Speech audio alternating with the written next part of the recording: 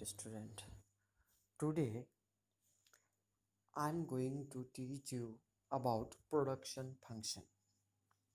Production function, though in previous class I have taught you what is production and what is production function. Now let me recall you what is production. Generally transformation या conversion of input into output is called production. Yeah, input is converted to output. For example, if we want to make a biscuit, what we require? We require a raw material like a sugar, wheat flour, yeah, and some other material, machinery, building. These are the input.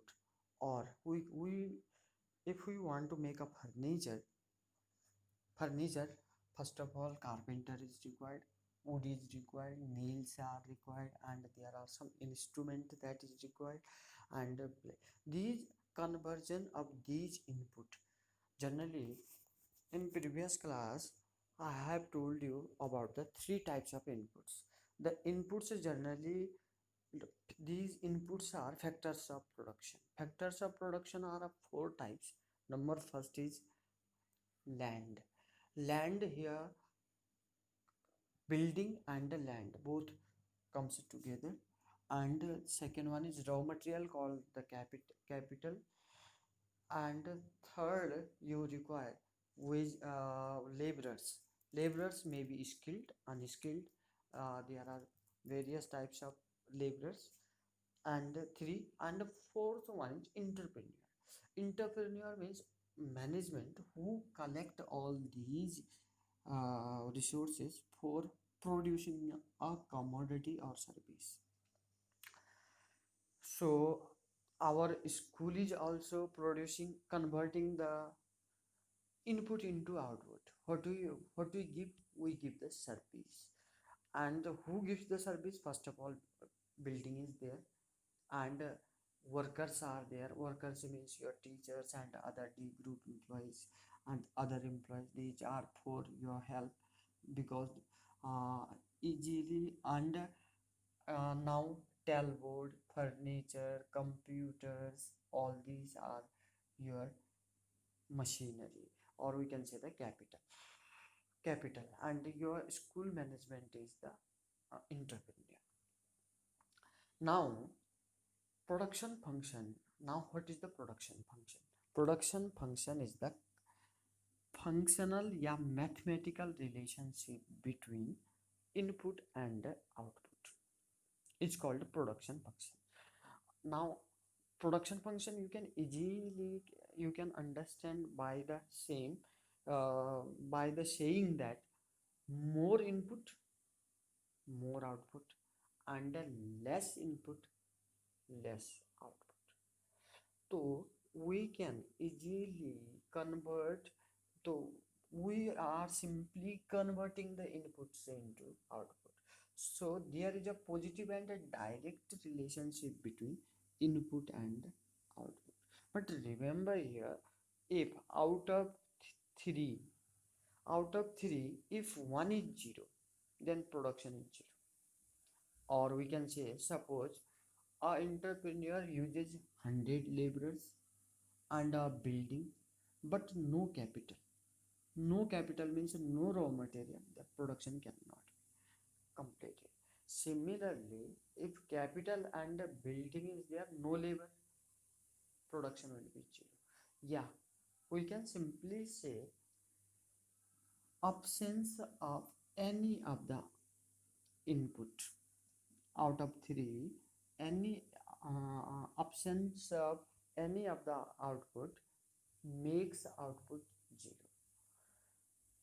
Now, according to production, we have the three types of period. Period, generally, if we talk about the period, it depends upon the time.